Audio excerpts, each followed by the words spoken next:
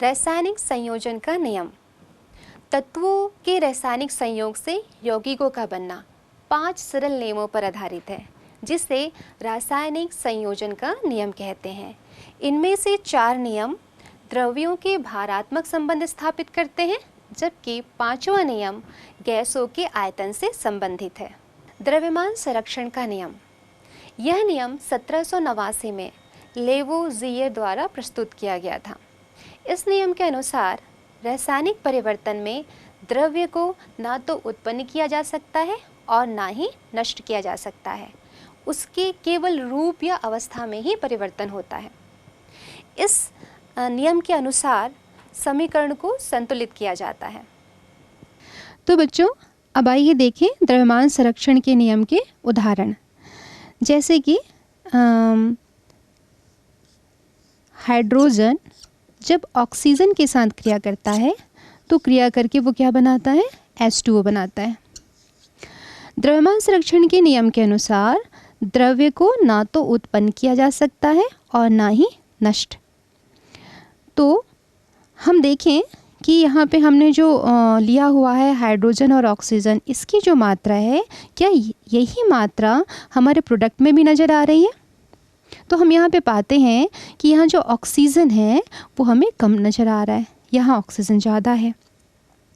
तो द्रव्यमान संरक्षण के नियमानुसार हम इस समीकरण को क्या करते हैं? संतुलित करते हैं। द्रव्यमान संरक्षण का नियम का एप्लीकेशन है जिसमें हम समीकरण को संतुलित करते हैं। तो लीजिए हम इसे संतुलित करें। इस प्रकार से अब यह समीकरण जो है वो संतुलित हो गया।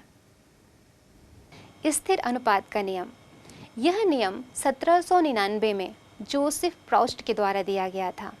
इस नियम के अनुसार किसी यौगिक में उनके तत्वों के द्रव्यमानों का अनुपात सदैव समान होता है। दूसरा नियम है निश्चित या स्थिर अनुपात का नियम। इस नियम को हम समझें।